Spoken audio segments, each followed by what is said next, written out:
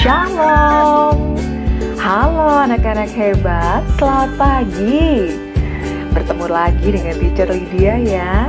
Bagaimana kabarmu hari ini? Tentunya selalu sehat dan penuh semangat ya. Sama seperti Teacher. Jangan lupa ya, untuk tetap di rumah aja, jaga kesehatan, dan terus lakukan kebaikan. Oke?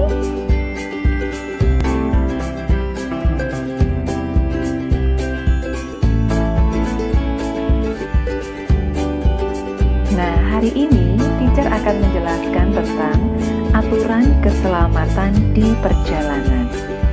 Apakah anak-anak sudah siap? Oke, mari kita segera mulai. Mengapa kita harus memperhatikan dan mematuhi aturan-aturan di perjalanan? Apa manfaatnya? Tentu kita bertanya-tanya, bukan? Kita harus patuh pada aturan-aturan di perjalanan supaya kita selamat dalam perjalanan dan tentu saja selamat saat kita kembali ke rumah. Oh, begitu ya. Baiklah. Nah, berikut ini adalah aturan keselamatan di perjalanan menggunakan kendaraan pribadi. Mari kita simak bersama-sama ya.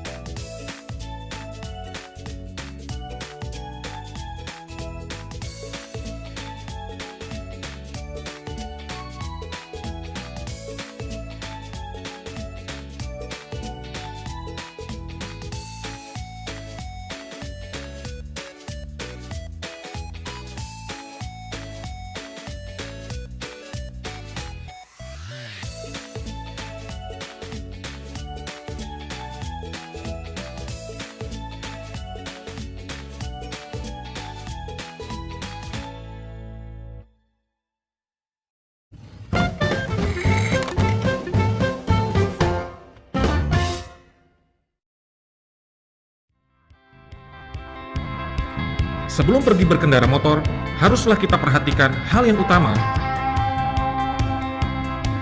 dalam menjaga keselamatan kita selama di jalan.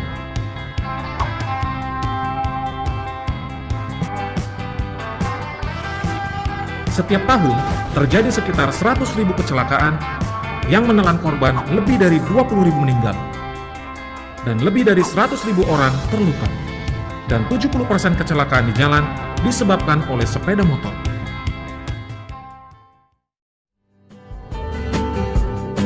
Ingatlah, tidak hanya orang dewasa. Anak-anak pun wajib menggunakan helm untuk keselamatan. Helm dapat melindungi kepala kita jika terjadi hal yang tidak kita inginkan. Usia yang dapat mengendarai motor haruslah di atas 17 tahun dan memiliki SIM.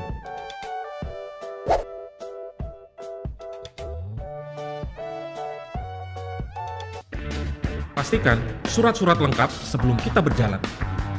5% pelaku kecelakaan lalu lintas melibatkan anak usia 5-15 tahun. Dan 5% dari korban lalu lintas adalah anak usia 0-15 tahun. Selalu, periksa perlengkapan motor, spion haruslah terpasang.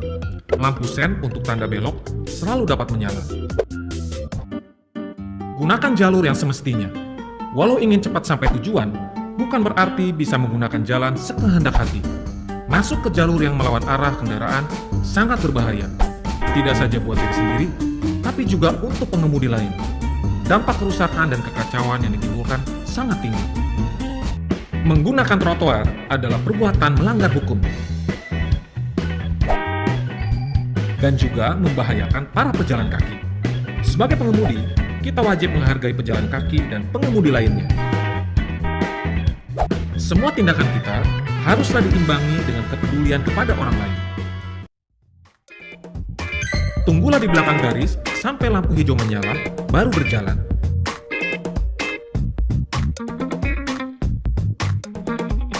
Menerobos lampu merah adalah perbuatan melanggar hukum, merugikan diri sendiri, dan merugikan orang lain.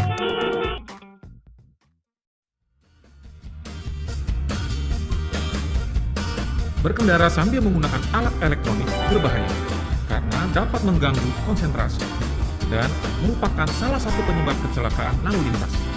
Jika penting untuk menyalakan alat elektronik atau menerima panggilan, segeralah menepi. Termasuk jika membonceng di belakang, kita juga harus tetap siaga. Berpegangan dan selalu waspada, bukan untuk bermain alat elektronik atau bercanda. Bermotor dengan kelebihan beban mengganggu keseimbangan, sehingga mudah celaka. Begitu juga jika membawa anak, berilah contoh yang baik kepada anak-anak dengan mentaati peraturan lalu lintas. Hindari tindakan berbahaya dengan menjaga disiplin dan konsentrasi. Tingkah laku berkendara di jalan raya mencerminkan pribadi kita yang sebenarnya. Jadikan keselamatan perhatian utama dalam berkendara. Pastikan kita bertemu orang yang kita sayangi dan pulang ke rumah dengan selamat. Berikutnya kita akan mempelajari aturan keselamatan untuk pejalan kaki. Kita simak bersama-sama ya. It's the dream.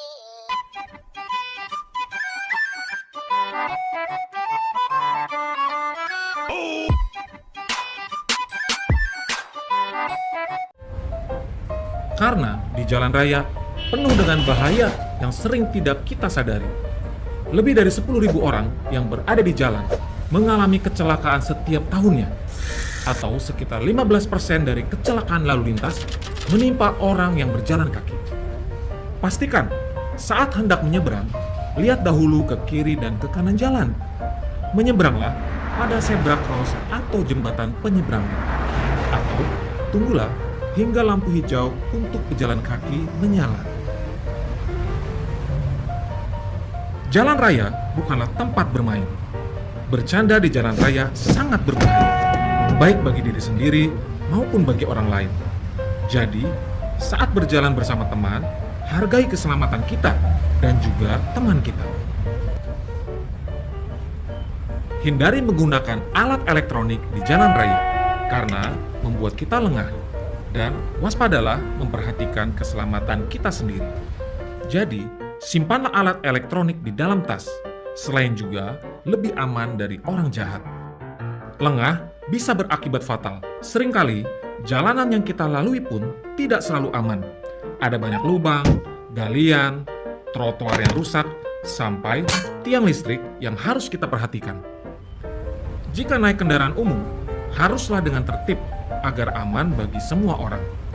Duduk atau berdirilah pada tempat yang aman dan tidak bergelantungan di jalan. Menumpang kendaraan bak terbuka, truk, dan kontainer adalah perbuatan terlarang karena beresiko besar kecelakaan. Gunakan kendaraan yang seharusnya dan dahulukan keselamatan. Anak berani adalah anak yang dapat menjaga keselamatan diri dan temannya. Pulang dari sekolah, segeralah berjalan menuju rumah. Jangan teralihkan oleh bujukan atau ajakan dari teman, kenalan, apalagi orang yang tak dikenal, yang mengajak pergi dengan tawaran berbagai hadiah yang menarik. Kedewasaan kita dapat tercermin dari bagaimana kita bertindak di jalan. Ingatlah, orang yang kita sayangi menunggu kita pulang dengan selamat. Nah, demikianlah penjelasan tentang aturan-aturan keselamatan saat kita di perjalanan. Sebagai penutup, teacher ingin mengingatkan kembali, jangan lupa saat kita harus melakukan perjalanan keluar rumah, gunakan masker dan jaga jarak. Sampai berjumpa kembali anak-anak di video-video berikutnya. Tuhan Yesus memberkati.